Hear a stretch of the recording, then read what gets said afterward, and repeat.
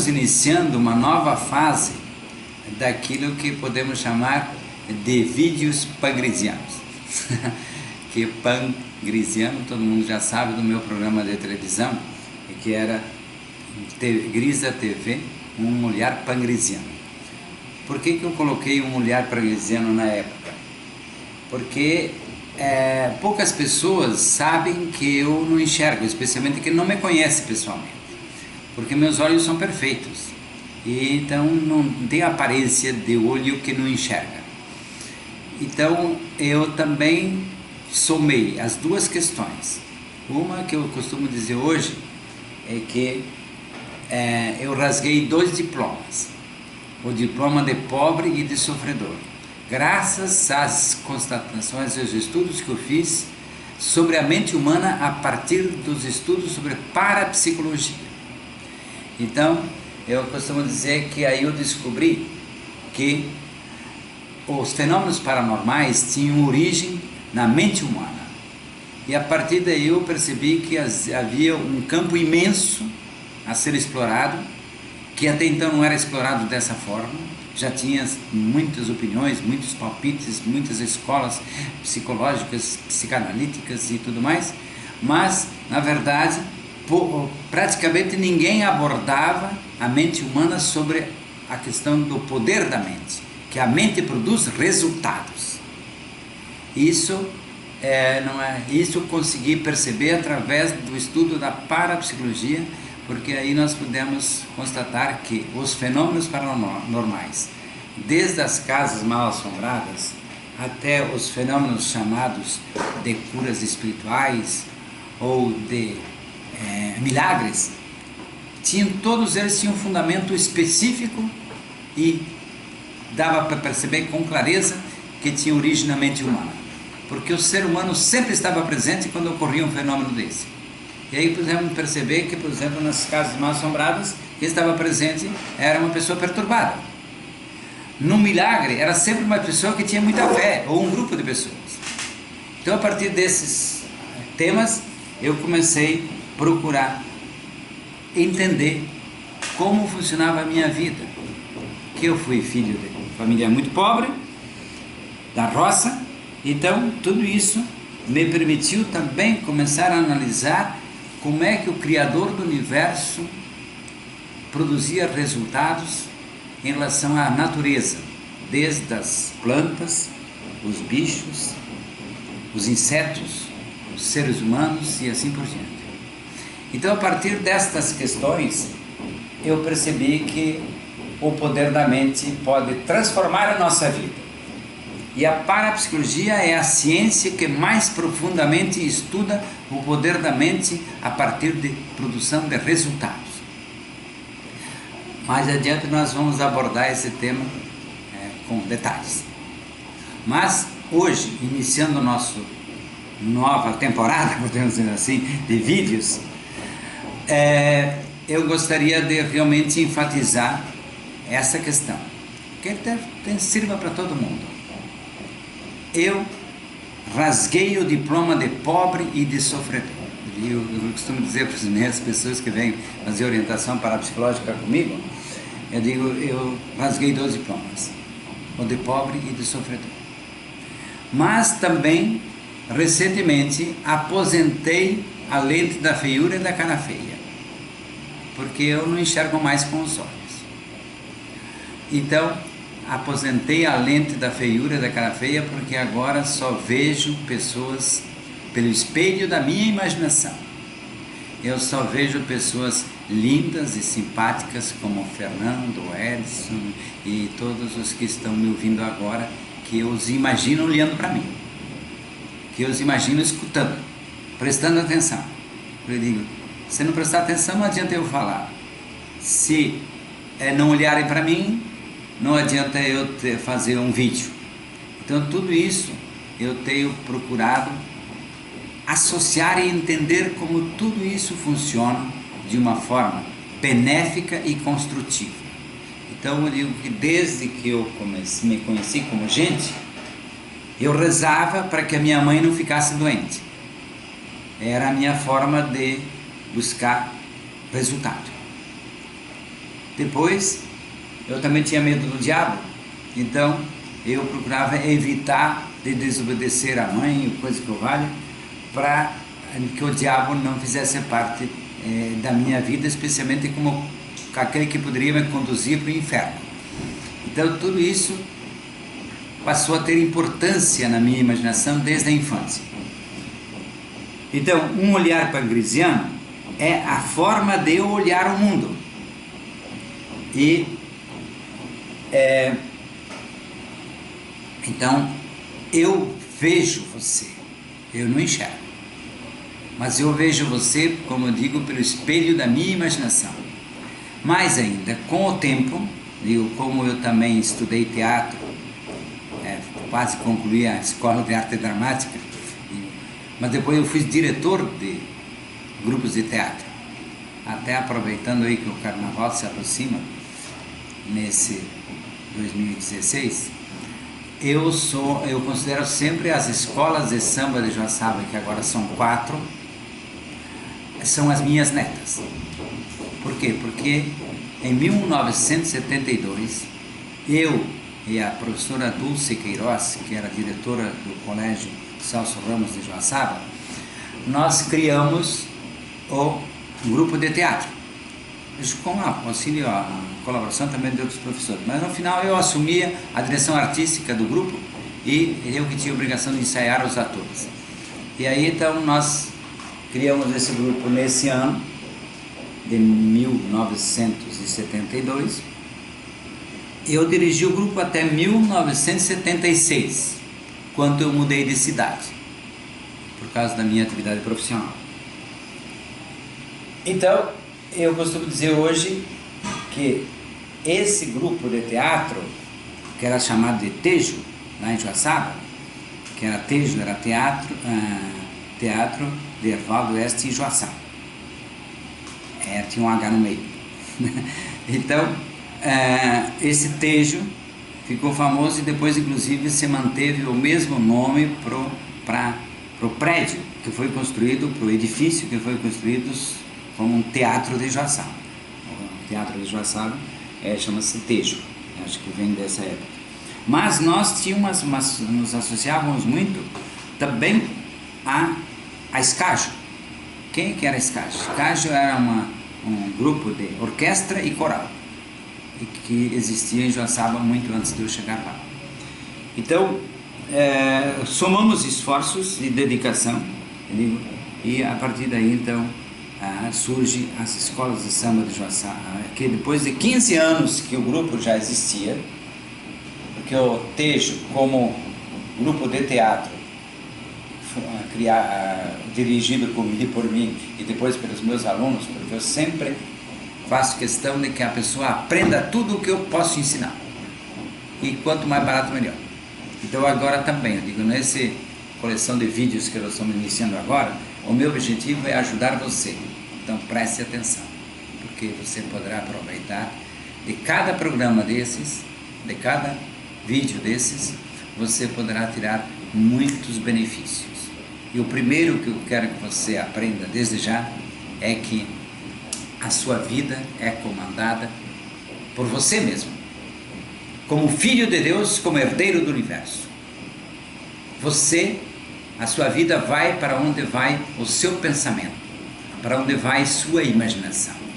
E as sementes que fazem brotar a seara dos seus benefícios são os pensamentos, as imagens produzidas, tudo aquilo que você pensa e confia e acredita sabe. Então às vezes as pessoas dizem, mas Grisa, você como cego, muita gente diz assim, que pena, como deve sofrer, deve ter sofrido. Eu digo, não, eu não sofri. Primeiro porque eu não sabia que eu tinha limitação visual, então eu achava que todo mundo enxergava como eu.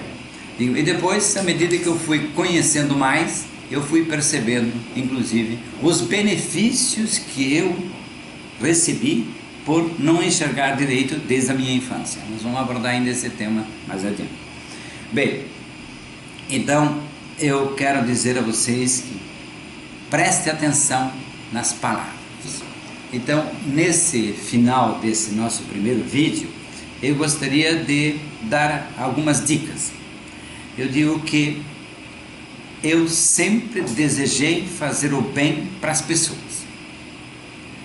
Eu posso dizer que sofri de bullying no meu tempo de adolescente, porque quando eu tinha quase 13 anos, eu fui estudar para padre. E lá no seminário, os moleques que eram candidatos a futuros padres, eles também eram pessoas como todos nós, né?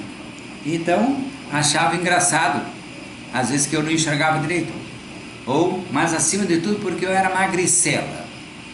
E por ser magricela, eu ganhei 10 apelidos. Eu costumo dizer que o apelido mais chato era pau de vira-tripa.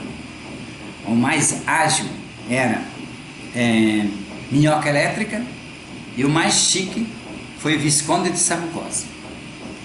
Então, eu entendia todos esses apelidos, porque o pessoal me chamava assim, cada um dentro daquela cultura que era da nossa região, daqui do oeste, né? Embora eu fosse lá de Joaçaba, lá da região de Joaçaba, da região do oeste catarinense, então eu digo, mas era Santa Catarina, era sul do Brasil. Então tudo isso me remetia a entender os apelidos que as pessoas me davam. Só que como eu nunca liguei para o sofrimento, e tanto que eu sofria, não deixa de dizer que sofria, sinceramente tinha pavor do diabo. Eu tinha pavor de poder um dia ser condenado ao inferno. Então eu queria salvar a mim mesmo e aos outros também. E aí foi um dos motivos porque eu fui estudar para padre, para salvar as almas para irem para o céu e não para o inferno. Quem é de formação católica, ou que conhece essa cultura católica, sabe o que eu estou falando. Bem, e quem não sabe pode procurar hoje lá na internet, né? Pode continuar a pesquisa, não só pesquisar os vídeos do Grisa, como outras coisas mais. Bem, então, eu costumo colocar que nessa época eu perguntei um dia para um padre, que era o padre Vitório de Almeida, que era mineiro, era o único padre brasileiro que trabalhava conosco naquele seminário. Os outros eram todos de origem, todos eram holandeses, não de origem, mas de pátria, e que tinham vindo ao Brasil para implantar essa forma de se pensar. E eles foram grandes mestres. E eu sempre agradeço a oportunidade que eu tive de ter feito o melhor primeiro grau, o melhor segundo grau, a melhor faculdade, que no Brasil ninguém fez um curso básico, vamos dizer assim, antigamente se chamava primeiro e segundo grau, hoje se chama básico, como que é? Bem, tem outros nomes. Em todo caso, eu costumo dizer então que este meu aprendizado, essa minha busca de ajudar as pessoas, fez com que eu percebesse que havia muitas maneiras para a gente somar para multiplicar, um ajudar o outro. Mas quando eu perguntei ao padre Vitório de Almeida, o que significa Visconde? Ele me respondeu, é título de nobreza. E eu perguntei, e o que significa nobreza? Ele disse, são pessoas ricas e chique. Eu gostei da ideia. E aí eu fui estudar mais. Aí ele me disse assim, o padre Vitório, quer conhecer o Visconde? Eu disse, quero. Daí ele me levou lá para a biblioteca do seminário e me deu um livro que eu tenho quase certeza que devia ser O Sítio do Pica-Pau Amarelo, do Monteiro Lobato. A partir daí eu digo que eu comecei a entender o ser humano, porque eu li toda a obra de Monteiro Lobato, e Monteiro Lobato sempre está presente, muitas vezes está presente nos escritos dele, que termina lá, a moral da história é essa. Então com isso, e também ele explica, nas suas histórias, ele mostra como o ser humano se comporta, e assim por diante. Então eu digo, ele foi o meu primeiro professor, com as suas obras, de minha busca depois de entender o ser humano. Que essa é a minha busca até hoje. Buscar entender e colaborar com o ser humano da melhor forma e da forma mais simples e mais rápida.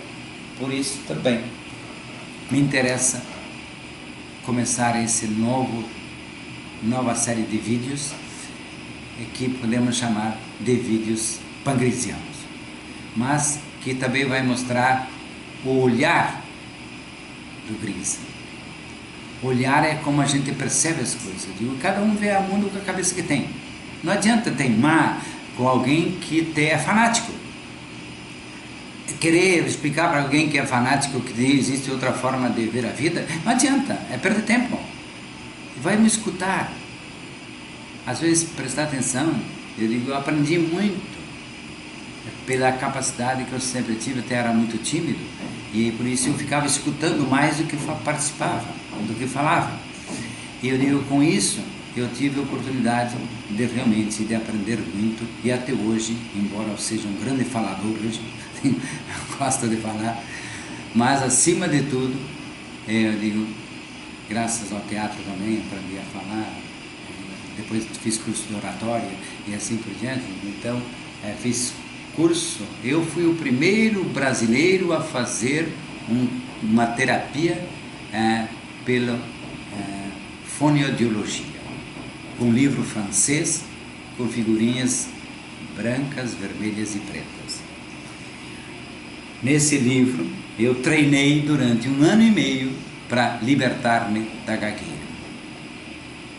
Várias técnicas foram feitas para libertar-me da gagueira, que eu fiquei gago aos 5 anos, depois de ganhar um susto.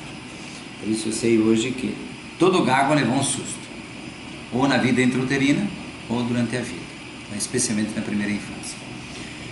Bem, então o que eu poderia dizer para vocês hoje, que leia, estude, observe, analise, preste atenção no que se passa à sua volta.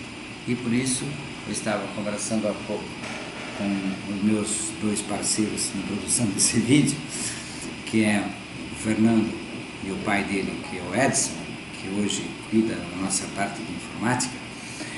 Ele estava dizendo para eles que realmente eu pretendo dar a minha contribuição para ajudar as pessoas, mas também fazermos vídeos mais interessantes. Gravar, por exemplo, um vídeo lá na Praça 1, ou 2, 3, sei lá, na Praça 15, na Praça da Figueira de Florianópolis, outro lá na Catedral de Florianópolis, na escadaria da Catedral, que é famosa aqui, ou na Igreja de São Francisco, e depois outros lugares que vão surgindo em ambientes históricos, porque aí nós passamos ao mesmo tempo a mostrar a cidade, e também eu digo, eu vou querer inclusive fazer algumas gravações em ambientes onde eu vivo. Eu sempre admiro o interesse da minha esposa, a Adelaide Terezinha Paz Elisa, com suas flores, seu jardim, etc. Seus bichos, nossos bichos, né? Então eu pretendo também fazer pelo menos um vídeo lá no nosso jardim, para vocês perceberem que eu não sou gabola quando falo da minha amada. Então, por aí, então, essa possibilidade de a gente fazer, graças à competência do Fernando e da qualidade da câmera que pôde comprar, adquirir, já faz 6 anos que ele se exercita nisso.